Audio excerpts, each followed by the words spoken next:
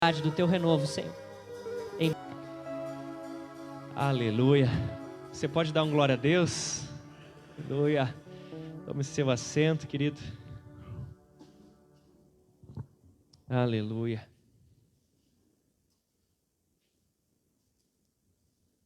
Muito bonita a história do centurião que eu contei antes da Bíblia, né? A história ali da Bíblia, mas eu não contei a parte mais bonita.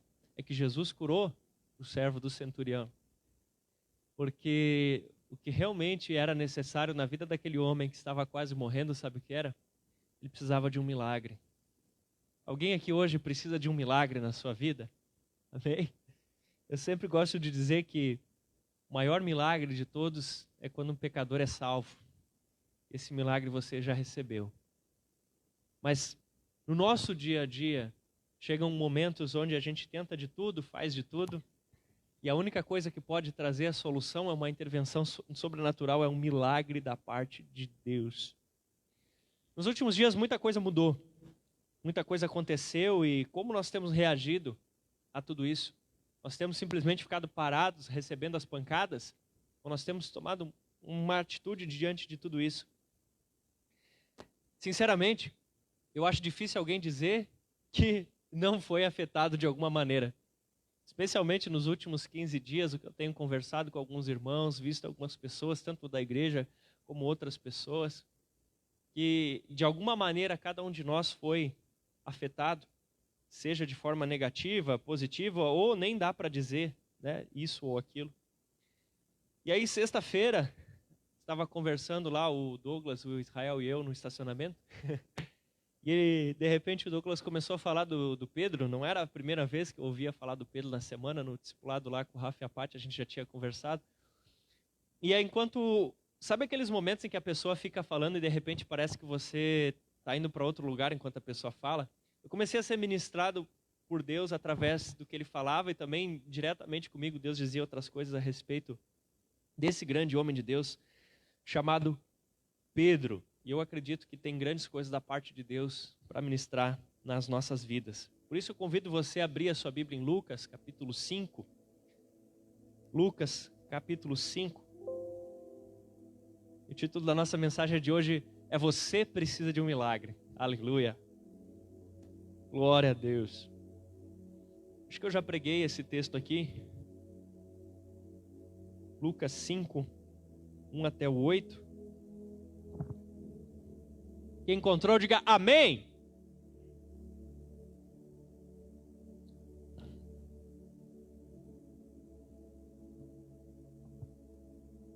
Certo dia, Jesus estava perto do lago de Genezaré e uma multidão o comprimia de todos os lados para ouvir a palavra de Deus.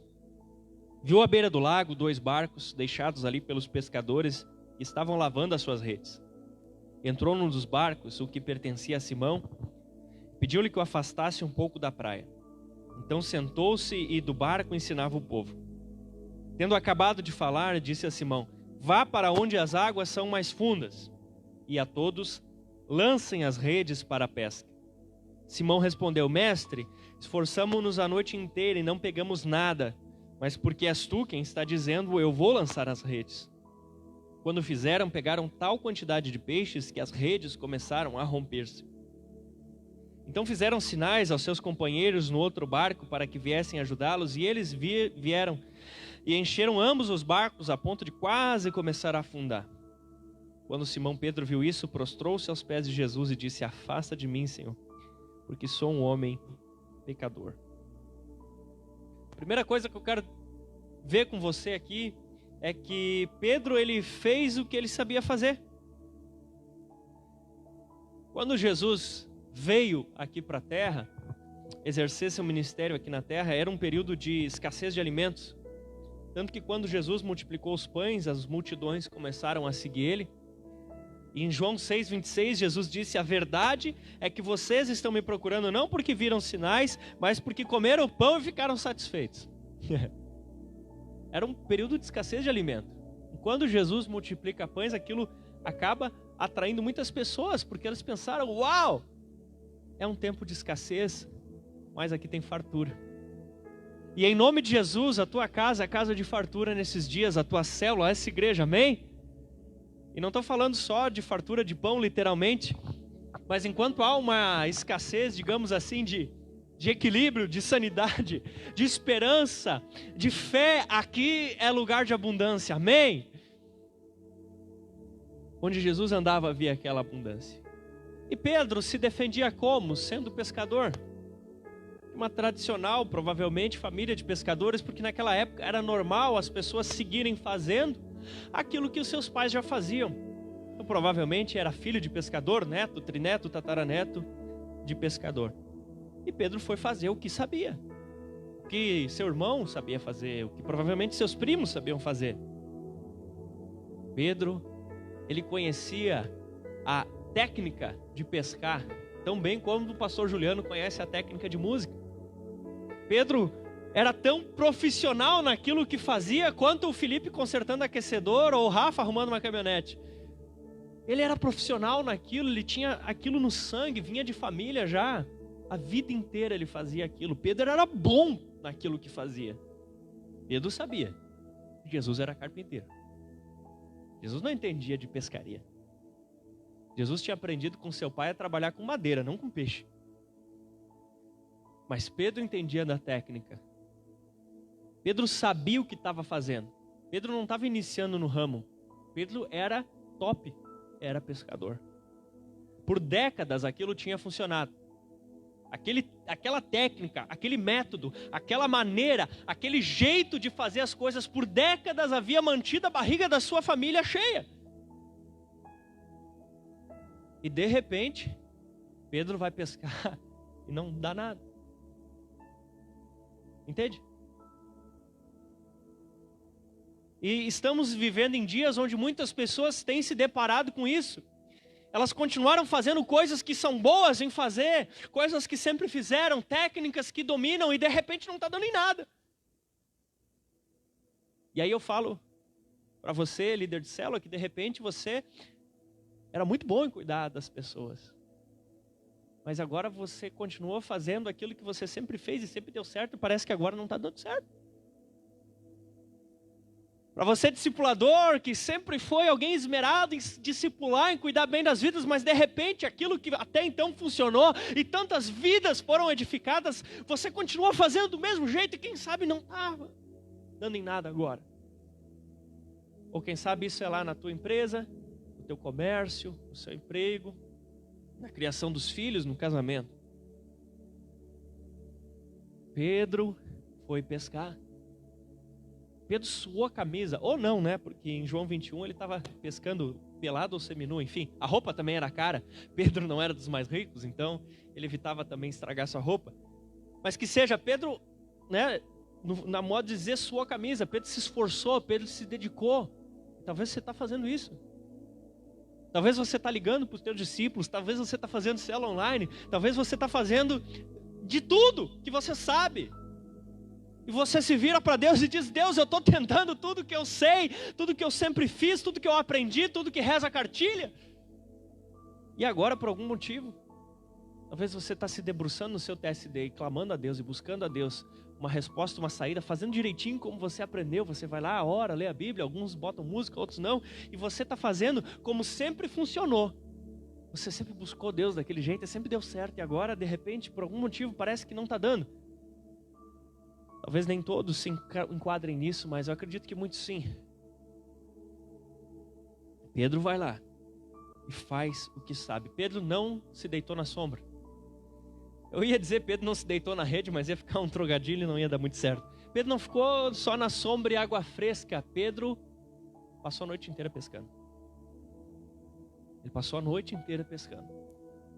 Quer dizer que ele se dedicou, quer dizer que ele se esforçou. E eu acredito que nós temos muita gente esforçada aqui, amém? Muita gente que está fazendo o que sabe fazer. Está fazendo o que sempre deu certo, está fazendo o que sempre funcionou. Está fazendo, quem sabe, aquilo que o Senhor usou para manter a igreja funcionando desde que você se converteu. E de repente, não está indo. Pedro não se deitou na sombra por causa que existiam adversidades, era um período muito conturbado. Roma oprimia eles. Eles cobravam impostos caríssimos. Eles agiam com violência. Eles não davam muita liberdade para a sua religiosidade, para a sua expressão de fé. Mas o Pedro não ficou esperando o governo fazer alguma coisa. O Pedro foi lá, eu vou pescar, eu vou dar um jeito. Pedro não ficou esperando o sinédrio, os líderes religiosos. Ele disse, eu vou fazer alguma coisa.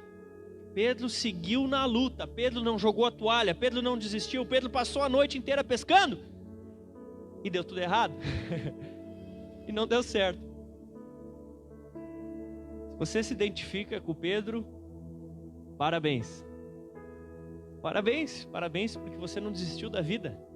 Parabéns porque você continuou lutando. Parabéns porque você continuou suando a camisa, fazendo aquilo que você sabe fazer. Esse teu esforço não tem sido em vão.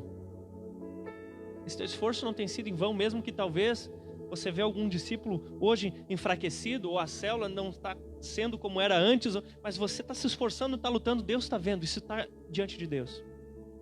Mesmo que você diga assim, eu estou tentando passar aquele mesmo tempo no TST, mas parece que não está dentro da mesma liga que antes, Deus está vendo esse seu esforço.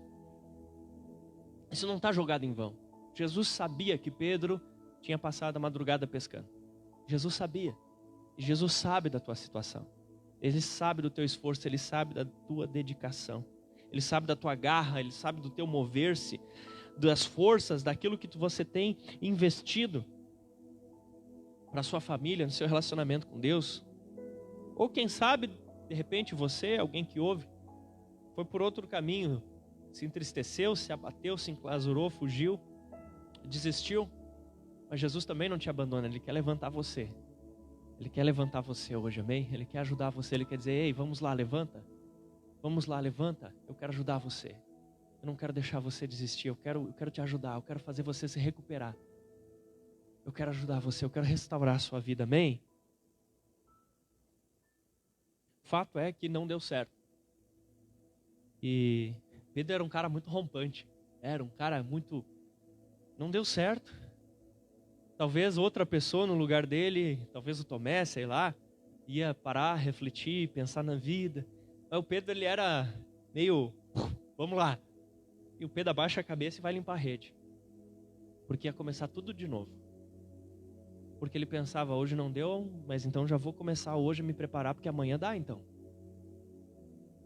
E ele ia ir de novo, e ele ia continuar batendo na mesma tecla, ele não ia desistir, ele era um tratorzão que não ia parar. Ele estava lá lavando a rede, estava suja de tanta coisa que ele tinha pescado, né? Sim, ele tinha pescado sujeira, só sujeira. Porque mesmo tentando fazer a coisa certa, ele pescou a coisa errada. Pastor, como você sabe que ele tinha pescado sujeira? Senão ele não estava lavando a rede, né? Limpando, ajeitando a rede. E às vezes mesmo com todo o ímpeto de fazer o certo, às vezes quando a gente puxa a rede que você fez, com a boa motivação, vem coisa errada, né? Vem problema, vem luta, e você pensa, por que eu não fiquei em casa dormindo, tinha ganhado mais do que ter jogado essa rede? Porque antes eu não tinha peixe, agora não tenho. Mas agora, além de não ter peixe, eu tenho problema. Mas o Pedro disse, não, eu vou lavar a rede, eu vou lá de novo. Eu vou lá de novo. Eu vou continuar me esforçando, lutando. Levanta no outro dia para continuar o ciclo. Esse era o desejo de Pedro. O que estava faltando para Pedro? Ele tinha esforço, ele tinha dedicação, ele tinha meio. O que faltava? Ele tinha técnica. Ele estava fazendo o que era certo. E mesmo fazendo o que era certo, estava dando errado. O que faltava para Pedro? Segunda coisa que eu quero comentar contigo é quando Jesus entrou no barco. Pedro, ao que tudo indica, nessa época, ele já conhecia Jesus. Talvez até já via em Jesus como alguém que era o Salvador. Talvez não tinha revelação total, mas ele já sabia que Jesus não era alguém comum. E ele deixa Jesus entrar no barco. Porque ele poderia ter negado. Ele deixa Jesus entrar no barco. E o barco para Pedro era tudo. Era tudo. Para alguém que vive da pesca, para alguém que passa a noite inteira pescando, para alguém que viu o pai sustentar a casa com um barquinho, para quem sustentava a sua casa com o barquinho. O barco era tudo para o Pedro. E Jesus entra no barco dele. Aquele era o lugar dele. É semelhante ao que às vezes eu vejo nos caminhoneiros, né? Tem caminhoneiro que diz assim, meu caminhão é minha casa. Porque tiraram tudo daquele caminhão. E assim era aquele barco para o Pedro. E Jesus entra no barco.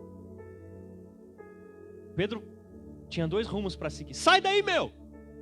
Esse barco é meu. Só sobe no barco com mandato. Cadê? Tem a assinatura do César aí para subir? Ou, Senhor, o que tu queres? E aí ele deixa Jesus subir e deixa Jesus mandar no barco dele. Jesus pede para afastar um pouco da praia, afasta. Jesus depois manda ir para mais fundo, ele vai. Jesus assume o controle daquele barco. A coisa mais íntima que o Pedro tinha. A área que o Pedro achava que sabia fazer, e sabia mesmo. Sabia fazer. E agora vem o carpinteiro ensinar o pescador a pescar. Pedro abre mão do seu orgulho, Pedro abre mão do seu próprio conhecimento e deixa Jesus assumir o controle.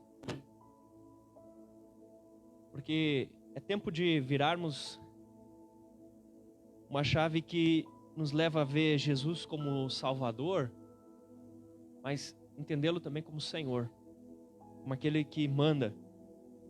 Porque é consideravelmente fácil a gente deixar Jesus mudar aquilo que a gente concorda que tem que mudar. Aquilo que a gente até desconfia que está errado mesmo. E quando Jesus quer mudar, a gente concorda, pede perdão.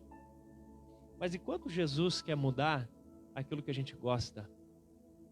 Quando Jesus quer tirar algo que é do nosso conforto, quando Jesus ele quer mudar algo na nossa vida que a gente acha que é certo, mas que ele diz que é errado.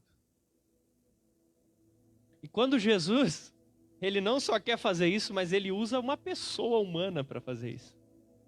Ele chega através, sei lá, do teu discipulador, do teu líder de célula, e fala para você. E você acha que aquilo é correto, é certo? E ele chega para o experiente pescador e dá conselhos de pesca. É interessante a gente falar isso, né? Que às vezes nós olhamos para Jesus como Salvador e esquecemos que é Senhor, mas em Romanos 10:9 fala que se quanto à boca confessares que Jesus é o Senhor. Um cristão salvo, ele precisa entender que Jesus não é só Salvador, ele é Senhor, ele tem que mandar na tua vida, amém? Jesus tem que mandar na tua vida. Eu não entendo, eu já vi acontecer de pessoas dizer assim, eu sei que isso é o que Deus quer, mas eu não vou. Eu digo, não, Jesus é Senhor. Se é isso que Deus quer, vá para onde Deus quer. Pastor, você já viu? Já vi. Eu sei que é isso que Deus quer, mas eu não vou. Não vai, querido, vai sim. Deixa Deus mudar a tua vida. Deixa Deus assumir o controle. Aquele coração bruto do Pedro, quando ele deixa Jesus entrar no barco, alguma coisa começa a mudar aqui dentro. Quando deixa entrar naquele lugar de intimidade de Pedro, seu lugar especial. Talvez nem a mulher do Pedro subia no barco. Mas Jesus, ele deixou entrar no barco e assumiu o controle. Aonde Jesus está precisando assumir o controle na tua vida? O que Jesus está mandando você fazer e você está relutante, você está dizendo que não concorda? Deixa Jesus assumir o controle desse barco, amém? Como é que você reage quando Jesus quer transformar alguma coisa na sua vida que você gosta? Porque em João 12:25, mexeu muito comigo esse texto essa semana. Jesus disse assim, aquele que ama a sua vida a perderá, ao passo que aquele que odeia a sua vida neste mundo a conservará para a vida eterna. Você gosta de estar vivo? Que bom que você gosta de estar vivo.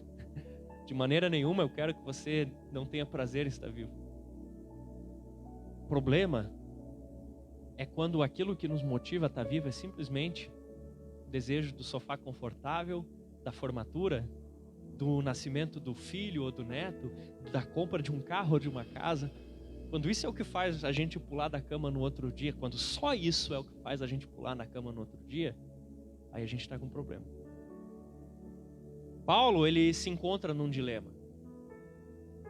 Ele diz assim, por um lado, eu prefiro, ele diz em Filipenses 1, 23, 24, estou pressionado de todos os lados, eu deixo partir e estar com Cristo, que é melhor, contudo é mais necessário por causa de vocês que eu permaneça no corpo. Não tem problema nenhum você querer todas essas coisas que eu falei. Você querer se formar, você querer ter um bom emprego, um filho, uma casa, um carro, isso não é um problema. Que legal que você quer isso, Deus te abençoe. O problema é quando você quer apenas isso. Se a gente fosse parar para pensar, aonde a gente gostaria de acordar amanhã? Nos braços do Pai ou na nossa cama? É claro que nós todos responderíamos na cama, é normal, nós temos o desejo de viver. Mas que o motivo de desejar viver, queridos, seja também um desejo ardente por ganhar vidas para Jesus. Porque quando a gente perde a vontade de ganhar vidas para Jesus, a gente faz o que diz naquele versículo, a gente passa a amar essa vida e por isso perdê-la. Porque o nosso foco tem que ser o céu, tem que ser a eternidade, amém? Então desperte, pule da cama amanhã pensando, Senhor, me ajuda hoje, para que de alguma maneira eu possa influenciar pessoas a te conhecerem, amém? Quando a gente vai perdendo a nossa paixão por ganhar vidas para Jesus, e sinceramente, às vezes a gente pode usar até a pandemia como desculpa para perder esse desejo, como desculpa para não tentar evangelizar alguém. Quando a gente vai perdendo esse desejo, a gente começa a envelhecer na fé. Quando aparece uma criança dentro de casa, aquilo traz vida na casa, aquilo bagunça todas as nossas coisas, aquilo muda toda a nossa rotina, aquilo é ou não é? E quando uma pessoa se converte, aquilo bagunça toda a casa, mas é isso que mantém o brilho nos nossos olhos.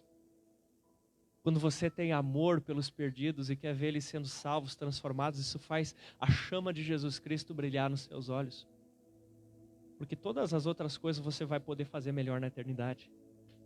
Lá você vai adorar melhor a Deus, você vai ter mais saúde, lá você vai ter mais alegria, mais conforto, mais prazer.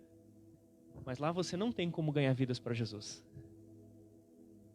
E fazendo o Jô dormir, escutando ele, enquanto eu tentava acompanhar ele, deitadinho já no berço dele, eu orei ao Senhor e disse, Senhor, como é que pode a tua palavra me afirmar que o Senhor pode ter mais prazer em mim do que eu tenho nesse gurizinho? Como isso? Parece impossível. Que o Senhor me ama mais do que eu amo ele. Isso parece não ser possível. E aí o Senhor ministrou no meu coração o amor que ele tem quando nós ganhamos uma vida para Jesus. Quando nós ganhamos uma vida para Jesus, nós ministramos mais alegria no coração de Deus do que a alegria que você sentiu quando Deus te deu um filho. Uau! Quem tem filho pode dizer um uau aí. Quando você ganha uma vida para Jesus, você ministra no coração de Deus mais alegria do que a alegria que você sentiu quando Deus te deu um filho natural. Sem explicação. Inimaginável. E a gente pode se pegar perdendo tempo às vezes.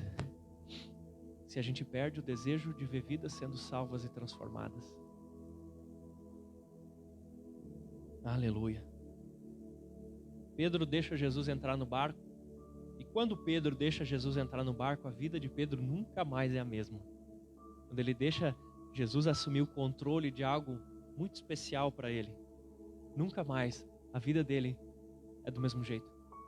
Assumir o controle daquele barco era assumir o controle da própria vida do Pedro. Porque aquilo era o meio de produção que Pedro tinha. Aquilo era o jeito de viver de Pedro. Se tirasse o barco de Pedro, Pedro estava morto. E quando Jesus entra e toma o controle, ele está tomando o controle da vida inteira de Pedro.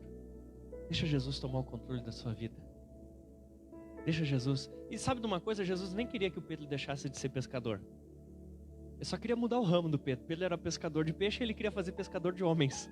Em seguida, Jesus explica isso para Pedro. Ele podia continuar sendo pescador. Só ia mudar o tipo de peixe. Terceira coisa é que Jesus não apenas entra, mas ele queria fazer um milagre na vida do Pedro. E ele fala para o Pedro, vá para onde as águas são mais fundas, e para os outros, lance as redes para a pesca. Lucas 5:4. Interessante que o Pedro tinha passado a madrugada inteira pescando. Pedro estava de manhã lavando as redes.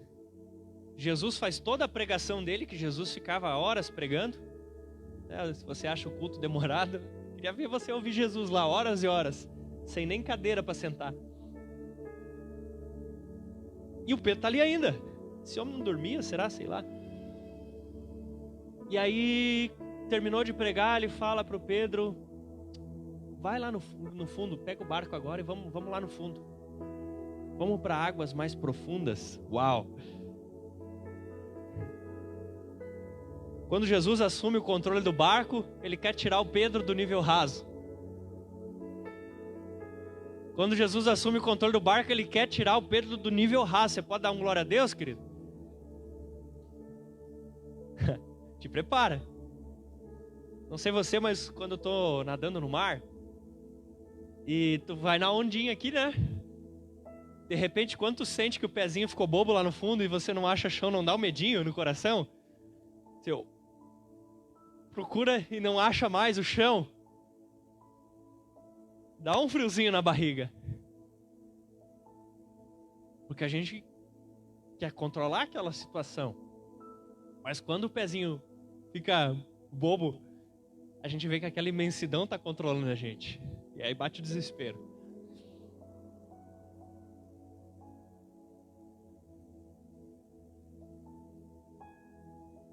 Se você ler Ezequiel 47, você pode fazer isso em casa. E quem está em casa, não agora, está em casa depois. Ezequiel 47, você vê que Deus quer fazer isso. Ele leva o camarada nas águas que deu nos tornozelos, depois nos joelhos, depois nos ombros, e depois é um rio que só se podia atravessar a nada. Talvez você está na beirinha com Jesus ainda. E Jesus quer levar você para águas mais profundas. Jesus quer levar para você aonde você só tem uma opção: confiar nele. Na imensidão do mar é bom você ficar com friozinho na barriga mesmo, porque é muito perigoso. Mas no oceano do Espírito você tem que ficar feliz. O Espírito Santo vai guiar você para um lugar melhor do que você imagina. O Espírito Santo vai levar você para onde você não imagina. Você não precisa ficar apavorado. Você não precisa ficar apavorado. Aleluia. Nós possamos querer mais do que um Jesus que salva para a gente não ir para o inferno, mas também um Jesus que levanta o nosso pezinho do fundo. Você pode dizer isso para Jesus: Jesus, levanta o meu pé desse chão. Levanta o meu pé do chão. Tira o meu pé do chão. Eu quero ser controlado. Só que quando a gente faz isso, a gente sai de um conforto, a gente sai de uma tranquilidade e a gente tem que viver agora pela fé. E a Bíblia diz: o meu justo viverá pela fé. Porque agora você não tem mais controle, ou você crê ou você crê. Ou você acredita ou você acredita. O senhorio de Jesus sempre te leva às águas mais profundas, onde o sobrenatural de Deus é a única coisa que pode te sustentar. Porque muitas vezes alguns cristãos tomam qual postura?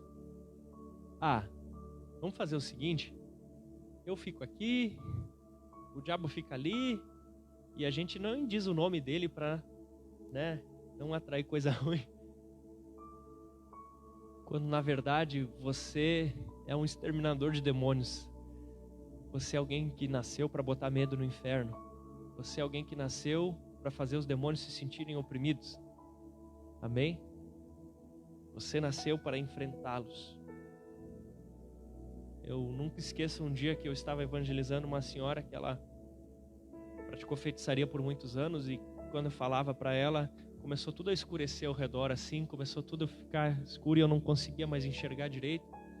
E eu logo pensei: isso são os demônios que ela invocou durante todo o tempo, eles estão... Eu pensei: não, mas peraí, o Espírito Santo de Deus habita em mim. Peguei a palavra de Deus, abri, comecei a ler a Bíblia e aquilo foi abrindo de volta. Você nasceu para oprimir esses demônios, amém? Para enfrentá-los, não para ter medo deles. Tenho ensinado meu filho 1 João 4,18, que diz: no amor não existe medo. Antes, o perfeito amor lança fora o medo. E esses dias, sem querer, eu apaguei as luzes e deixei ele no escuro. Eu só ouvi uma vozinha dizendo assim: amor não existe medo, amor não existe medo, amor não existe medo.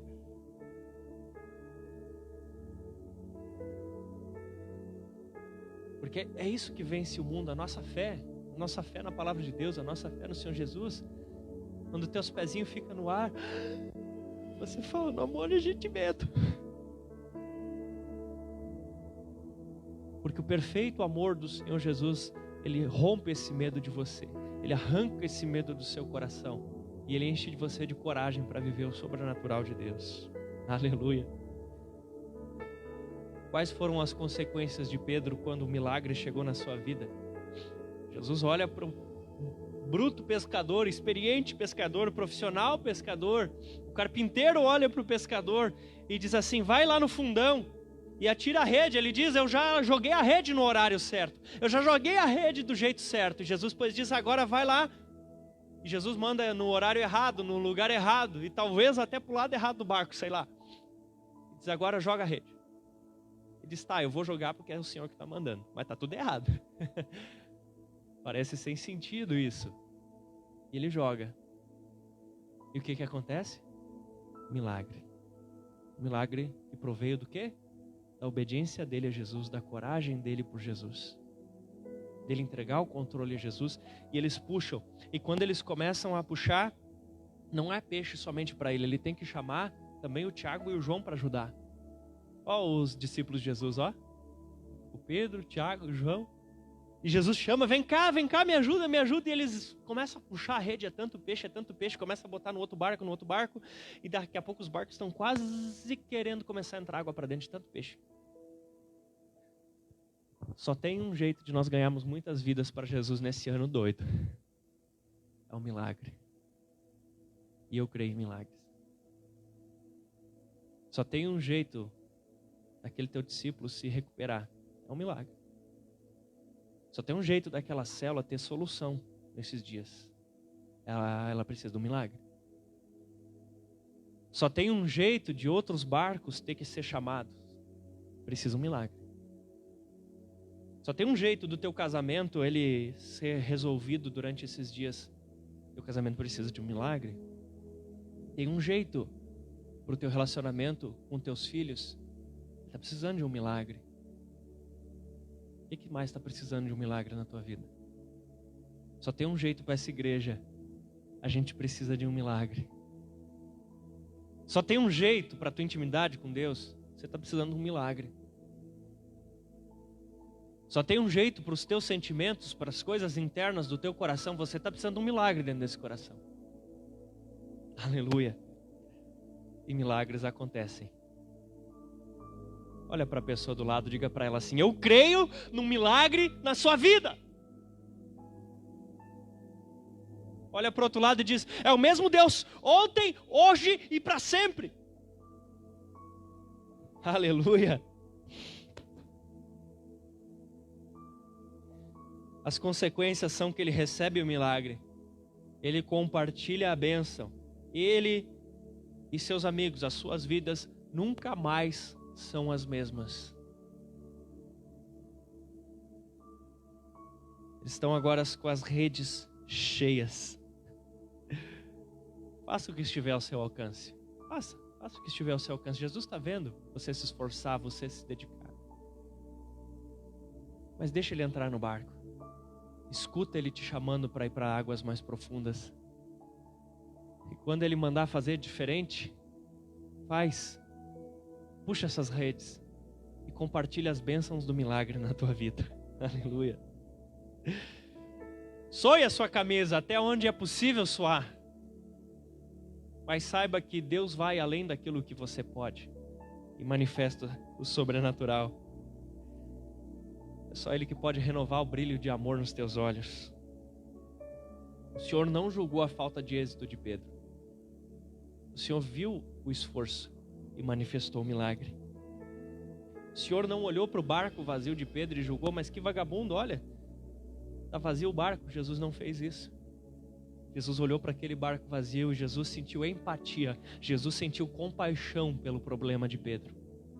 Jesus sentiu empatia, compaixão pela necessidade de Pedro.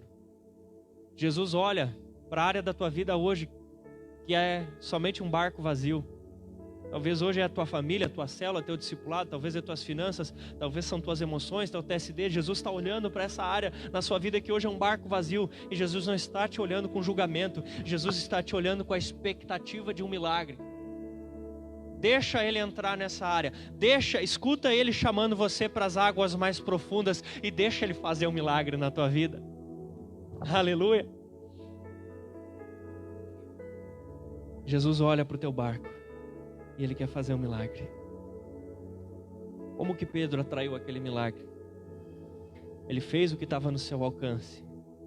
Ele continuou fazendo e preparando-se na manhã seguinte. Mas ele deu liberdade para Jesus.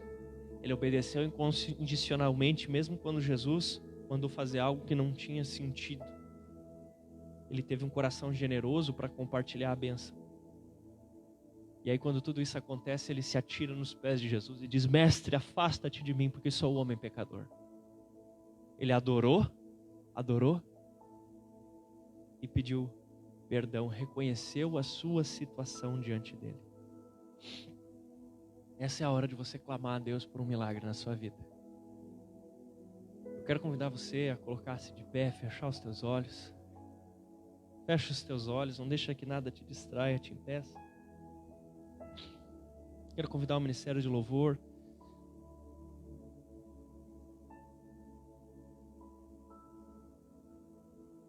Apresente a Jesus. Apresente a Jesus. Apresente ao Senhor Jesus. Mostre o barco vazio para Ele agora. Mostre o barco vazio para Ele. Essa é a hora de você rasgar seu coração e mostrar para Ele o barco vazio. Seja porque você desanimou e nem foi pescar, ou seja porque você pescou a noite inteira e não pegou peixe nenhum. Mas apresenta o barco vazio. Onde é que tem esse barco vazio na tua vida? Mostra para Jesus esse barco.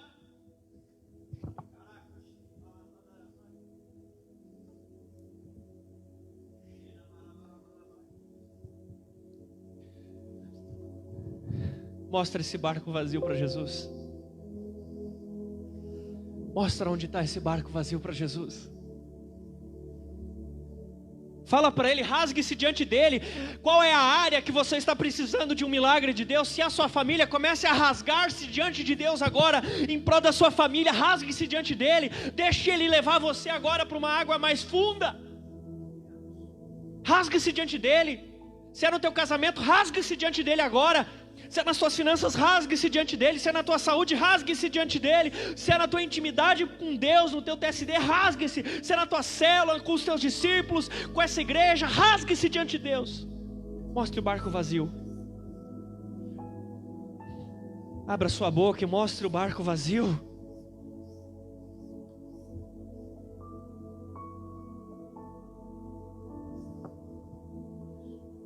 Pai, no nome de Jesus, eu abençoo a tua igreja, Senhor, para que essa palavra manifeste resultado a 100% em suas vidas. Manifesta um milagre na vida daquele que clama.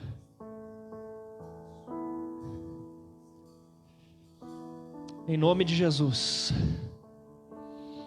Amém. E amém.